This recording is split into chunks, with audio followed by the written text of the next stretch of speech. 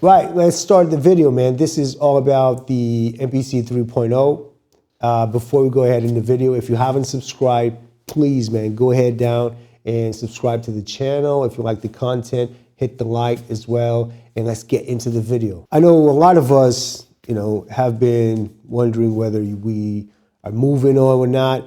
I mean, I think that is hardly a question at this point to a lot of people. Some are still like, do I go ahead or do I not go ahead? I was in that as well, man, because, I love my legacy workflow with the programs. But I decided to move on, to be honest. I feel like there's plenty of new things happening in the future that I want to be a part of. And I think that's mainly the reason why I decided to move on. I love my 2.15 a lot, but and when it gets down to the reasons why I wanted to stay, it's just down to programs, really. And I think most of us is because of that. Programs, and some people, the clip programs are important as well. Taking that away, there's no point of staying in 2.0. It's, the MPC3 is the place to be, and new students are coming in as well, trying to learn the MPC. Everyone's asking about the 3.0. Some is still on the 2, but yeah, as new students come in, everyone wants to learn about the 3.0. When the first beta came out, it didn't have any track mutes, and I was like, whoa, hold on. That was my biggest thing about it. But after they introduced the track mutes back in, I don't see any point of staying. The program thing, I'll be honest with you, it's something that I used quite a lot. It's part of my workflow. A lot of people don't really see it that way. They just like to work in a linear view, and changing programs in the track is not really for them. I use that quite a lot, and I know a lot of people use that function quite a lot, or that feature quite a lot. My live sets that I do are based on changing programs in tracks, having different beats on different sequences. When I go live, take my MPC, I just switch to a new sequence that has a new beat. But that is one of the biggest things for me, because all my live performances are done that way. But I can find other ways of doing that on the MPC. That's one of the cool things about the MPC, is that it is that versatile. You can actually come up with different workflows for live performances.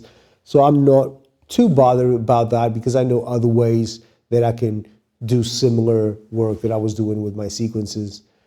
But yeah, so that's really what I wanted to say, man, because I know a lot of people are, should I go ahead or not go ahead? My biggest thing is this, man. What's in the future of Akai? That to me is really exciting, just thinking about all the possibilities, all the new MPCs, all the new functions, all the new features that I get to use. And I want to keep that. I want to go keep with the company, see what they're all about, what's this 3.0 all about, because, this is not it. They're just turning the page right now.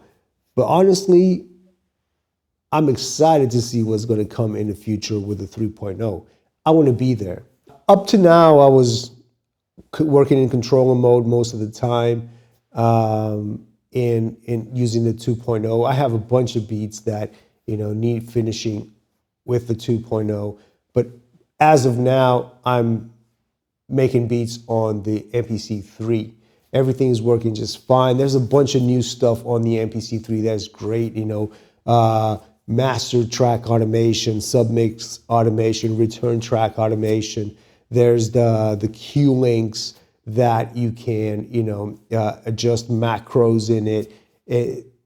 For live performances, the new XY screens as well. There's a bunch of stuff in there that is just so great that it just, brings the MPC workflow up once again. That it's hard not to go there. And I know that the programs really weigh on us as this feature that we use all the time, because I use programs all the time and I change programs in tracks all the time. So I know it's hard for many of us to, let that workflow go. So what I would say is just, let Akai know that we want it, and in the future they might bring it back. That's all I can say, because they listen to us, and I understand why they did this big change, because they want to have this linear view, this clean view without the messiness of programs. I think that's what threw off a lot of people when they're coming into the MPC workflow. They wanted this clean look for the MPC3. I get it. I understand. Hopefully in the future they're going to come up with something that's kind of giving us back that legacy workflow. Maybe a new type of track where you can change the programs inside, or just a legacy option or something like that. Honestly, I would really love to see that back. And if you want that back as well, make sure Akai, let Akai know. Make sure that they know that you want that back, because if it is important for us, then they might bring it back. Who knows? I mean, who knows? We can always ask. But I'm not going to stay in 2.0 because of that. There's plenty of ways. That doesn't really destroy the workflow for me. I still sample the same way. I still chop the same way. I still sequence the same way. It's still an Akai workflow without that, which to me it's a big thing, but without that feature of changing programs in a track. And honestly, if you think of it, it is a much cleaner view. I had a lot of problems a lot of the times with programs because it was a mess, just changing programs. And now it's very clean.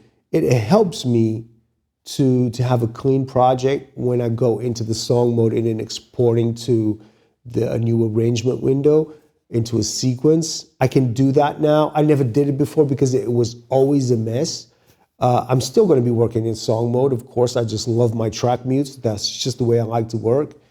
But now, because there's no difference in the programs of the track, I can easily export the song into the arrangement and add my final touches, automation on the outputs, automation on returns, whatever it is that I'm going to throw at the arrangement is much easier now. So that view that is much cleaner, that you don't have the programs, it in a sense is good, man. In a sense is good because it makes your workflow clean. That's the word. It's just a faster and cleaner workflow. And on the one hand, you kind of lose something that you love. On the other hand, you have like this more clean workflow.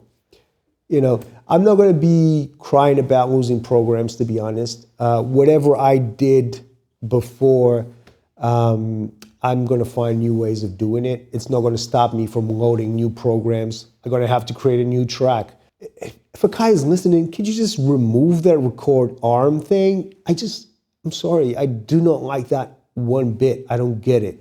So that would be my feature request. Get rid of record arm. Just let me record the old way. If I press the record, it's recording. Makes way more sense to me.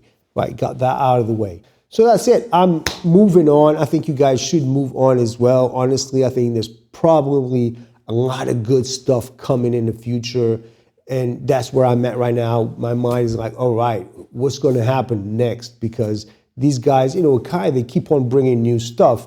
It's not that they just came up with 3.0 and now it's going to stay like that for years. No, these guys want to keep, adding more features and just making the MPC better. So think about that. That's really my conclusion at the end of the day.